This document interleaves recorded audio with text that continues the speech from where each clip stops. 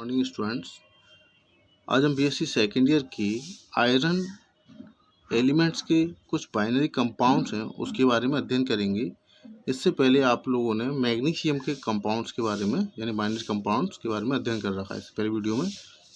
तो आइए video start करते हैं।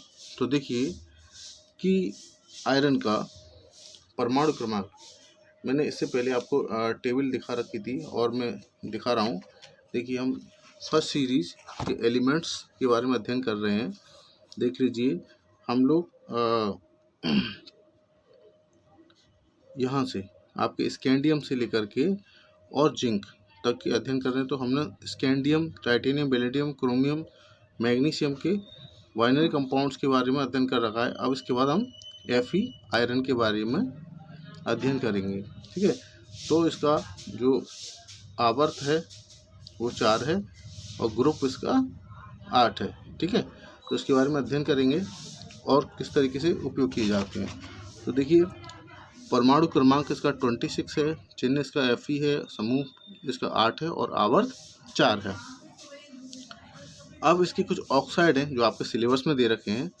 तो देखिए आपके सिलेबस में 3 ऑक्साइड हैं जिनको मैंने आपके दे रखा है। तो देखिए नंबर 1 दे रखा है आयरन सेकेंड ऑक्साइड, इसका फॉर्मूला है FeO। ठीक है, सेकंड देखिए आयरन थर्ड ऑक्साइड, इसका फॉर्मूला है Fe2O3। नंबर 3 है आयरन थर्ड सेकंड और थर्ड ऑक्साइड, इसका फॉर्मूला है आपका Fe3O4। ठीक है, तो ये आपके 3 ऑक्साइड आपके सिलेबस में हैं। तो इन तीनों ऑक्साइड के बारे में एक एक करके हम अध्ययन करेंगे। ठीक है, तो आगे देखिए नंबर 1 है आपका आयरन सेकंड या आपका ऑक्साइड। ठीक है, तो आयरन सेकंड ऑक्साइड इसका फॉर्मूला मैंने FeO दे रखा है। तो देखिए बनाने का जो विधि है, तो देखिए फर्स्ट मैंने विधि दे रखी है कि आपके आयरन ऑक्सीलेट का फॉर्मूला है FeC2O4। आयरन ऑक्सीलेट को हम गर्म करते हैं, आयरन ऑक्सीलेट को हम गर्म करते हैं, FeC2O4 को हम गर्म करते हैं। ये आपके आयरन ऑक्सीलेट का फॉर्मूला है।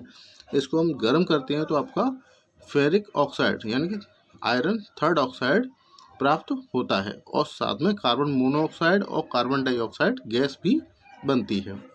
सेकेंड विधि में देखिए फेरिक ऑक्साइड Fe2O3 को हाइड्रोजन के साथ क्रिया कराते हैं। अगर हम फेरिक ऑक्साइड को हाइड्रोजन के साथ क्रिया कराते हैं तब भी हमारा आयरन थर्ड ऑक्साइड प्राप्त होता है और हाइड्रोजन गैस निष्कासित होती है। तो ये आपके विधि हैं 2, इनको आप जो रिएक्शंस हैं इनको आप ध्यान से देखें और आप उनको रिपीट करें और प्रैक्टिस करें तो आपको आ जाएंगी। तो आपके 2 विधि हैं जिसमें आपका आयरन ऑक्सीलेट और फेरिक ऑक्साइड दोनों को इसमें गर्म कर रहे हैं और इसमें हाइड्रोजन के साथ क्रिया कर रहे हैं। दोनों विधियों में क्या बन रहा है आपके आयरन सेकंड ऑक्सीलेट। ठीक है, FeO बन रहा है। तो ये आपका आयरन वाला है हो गया। ठीक है, अब इससे आगे देखते हैं इसकी कुछ प्रॉपर्टीज या गुण हैं। तो देखिए कि यह अम्लों से क्रिया कर लवण बनाता है अतः क्षारीय होता है। तो यह अम्लों से क्रिया कर, आपको यह का मतलब आप बताइए हम क्या पढ़ रहे हैं, आयरन पढ़ रहे हैं। तो यहाँ आयरन यानी Fe। ठीक है, Fe को अगर हम सल्फ्यूरिक अम्ल H2SO4 के साथ क्रिया कराते हैं, अम्ल यानी कि H2SO4 या HCl हम क्रिया कराएं तो उसके साथ ही ये लवण बनाते हैं और क्षारीय होते हैं। तो देखिए मैंने आपको Fe प्लस H2SO4 के साथ क्रिया करा रहा हूँ तो आपका फेरिक सल्फेट यानी FeSO4 बनता है और हाइड्रोजन गैस निष्कासित होती है। आपने 10th लेवल में पढ़ रखा था उससे और इंटर लेवल में भी आपने पढ़ रखा है कि धातु के साथ अगर किसी सल्फ्यूरिक अम्लों के साथ क्रिया कराते हैं तो वो अपने ऑक्साइड बनाते हैं और साथ के साथ क्या करते हैं, हाइड्रोजन को निष्कासित करते हैं। तो वहीं से देखिए एग्जाम्पल ये नया नहीं है, पुरानी एग्जाम्पल है। यहाँ हम जिंक सल्फेट का यूज करते थे तो जिंक इससे आगे वाली में जिंक सल्फेट का भी हम यूज करेंगे जो हम आपके फर्स्ट सीरीज के यानी बाइनरी कंपाउंड्स पढ़ रहे हैं। तो रिएक्शन पुरानी है, कोई दिक्कत नहीं है।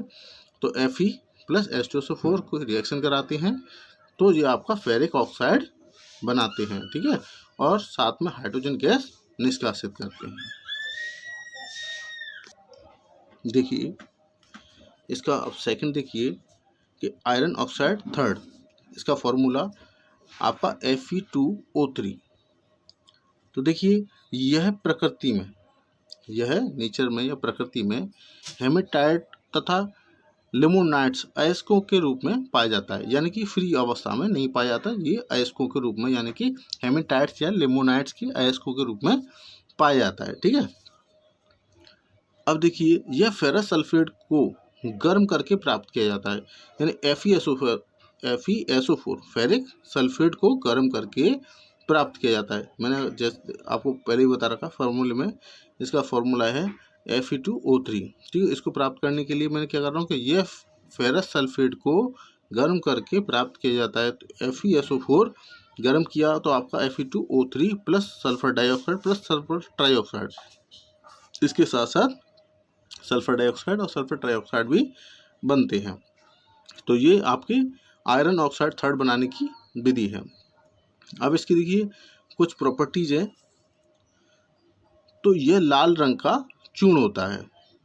इसका अगर हम कलर अगर पूछ लिया जाता है कि आयरन ऑक्साइड थर्ड का रंग कैसा होता है, तो आप बता सकते हैं कि यह लाल रंग का चूर्ण होता है। सेकंड देखिए, यह अपचयन द्वारा आयरन सेकंड ऑक्साइड देता है। अगर इसको हम कार्बन मोनोऑक्साइड या हाइड्रोजन के साथ क्रिया कराते हैं, ठीक है, तो यह अपचयन द्वारा आयरन सेकंड ऑक्साइड बनाता है। अगर देखिए Fe2O3 को हम कार्बन मोनोऑक्साइड के साथ क्रिया कराते हैं तो ये आपका आयरन सेकंड ऑक्साइड बना देगा और साथ में कार्बन डाइऑक्साइड गैस भी बनाएगा। अगर इसको हाइड्रोजन के साथ क्रिया कराते हैं तो आपका FeO यानी कि आयरन सेकंड ऑक्साइड बनाएगा और जल बनाएगा। ये इसकी कुछ प्रॉपर्टीज हैं। ठीक है, कि इसका रंग कैसा है और अपचयन से ये आयरन सेकंड ऑक्साइड बना देता है। इसके उपयोग देखिए, नंबर 1 लाल वर्णक की भांति कार्य करता है। वर्णक आपने पढ़ रखे हैं, तो लाल वर्णक की भांति कार्य करता है। सेकंड, धातु चमक के लिए, ये धातुओं की चमक के लिए भी यूज किया जाता है और एक उत्प्रेरक के रूप में भी यूज किया जाता है। तो ये इसके 3 उपयोग हैं। तो आप परीक्षा में जाते हैं कि आयरन थर्ड ऑक्साइड के उपयोग बताइए, तो आप इनको भी लिख सकते हैं। लाल वर्ण की भांति कार्य करता है, धातु चमक के लिए और एक उत्प्रेरक के रूप में। ठीक है ना। नेक्स्ट पॉइंट है इसका iron second iron third oxide. इसका फॉर्मूला देखिए Fe3O4। ये आयरन सेकंड और थर्ड दोनों ऑक्साइडों को टच करता है। ठीक है, तो यह प्रकृति में मैग्नेटाइट के रूप में पाया जाता है। अगर पूछ लिया जाता है कि मैग्नेटाइट के रूप में कौन सा आयरन ऑक्साइड पाया जाता है, तो आप बता सकते हैं Fe3O4, यानी कि आयरन सेकंड और थर्ड ऑक्साइड को मिलाकर के जो बनता है वो आपका Fe3O4 यानी कि मैग्नेटाइट के रूप में पाया जाता है। ठीक है, यह FeO तथा Fe2O3 का मिश्रण है। मैंने अभी आपको बताया ये दोनों को मिलाकर के बनाया जाता है। ठीक है, तो FeO और तथा Fe2O3 का मिश्रण है। यह रक्त तत्व आयरन पर जल वाष्प की प्रवाहित करके प्राप्त किया जाता है।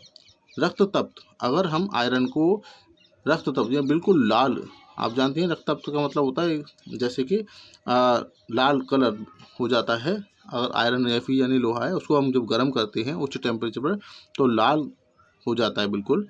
तो रक्त तप्त, ठीक है, रक्त के समान रक्त तप्त आयरन पर जल वाष्प यानी कि स्टीम यानी हवा यानी कि जो वाष्प होती है उसको प्रवाहित करते हैं, तब जाकर के आपका आयरन आपका सेकंड थर्ड ऑक्साइड यानी कि Fe3O4 बनता है। ठीक है, तो देखिए आपका Fe है, इसको इतना गर्म किया रक्त तप्त और साथ में इसके किससे क्रिया करा रहे हैं, आपके स्टीम से क्रिया करा रहे हैं। स्टीम से क्रिया कराते हैं तब जाकर के आपका Fe3O4 प्लस साथ में हाइड्रोजन गैस इसके साथ निष्कासित होती है। तो ये रिएक्शन है आपकी Fe3O4 को बनाने के लिए। ठीक है, तो अब देखिए इसकी कुछ प्रॉपर्टीज हैं, जो गुण हैं। देखिए कि यह काले रंग का चूर्ण होता है। मैंने आपको बताया था आयरन थर्ड ऑक्साइड में वो कैसा था, लाल रंग का, और ये क्या है, यह काले रंग का चूर्ण होता है। नेक्स्ट पॉइंट देखिए, यह चुंबकीय गुण दर्शाता है। ये चुंबकीय गुण आपको बताया मैग्नेट के कैसे गुण होते हैं, अपनी ओर अट्रैक्टिव करते हैं, अट्रैक्शन करते हैं, तो ये चुंबकीय गुण दर्शाता है। क्लोरीन ऑक्सीजन आदि से क्रिया नहीं करता। अगर हम इसको क्लोरीन और ऑक्सीजन आदि से क्रिया कराते हैं, ठीक है, तो ये क्रिया नहीं करता है। नेक्स्ट पॉइंट देखिए, ये अम्लों में धीरे धीरे घुल जाता है। अगर हम अम्लों में इसकी क्रिया कराते हैं तो ये धीमे धीमे, यानी कि स्पीड में नहीं घुलेगा, बहुत धीरे धीरे घुल जाएगा। तो देखिए Fe3O4 को हम हाइड्रोक्लोरिक एसिड के साथ क्रिया करा रहे हैं, तो आपका ferric trichloride, ferric chloride, FeCl2 और जल बनाता है। अगर हम इस पॉइंट को दोबारा से ध्यान से देखिए कि यह अम्लों में धीरे धीरे घुल जाता है और क्या बनाता है, फेरिक ट्राइक्लोराइड, फेरिक डाइक्लोराइड और जल बनाता है। ये इसकी प्रॉपर्टीज थी, ठीक है। अब देखिए इसका उपयोग एक ही दे रखा है। तो देखिए वैद्युत अपघटनी विधि में एनोड की भांति प्रयोग में लाया जाता है। वैद्युत अपघटनी विधि आपको बताया कि वैद्युत अपघटनी विधि का कहाँ प्रयोग किया जाता है, ठीक है। इसके बारे में जब भी आपको वीडियोस बनेगी तो मैं आपको जरूर बताऊंगा।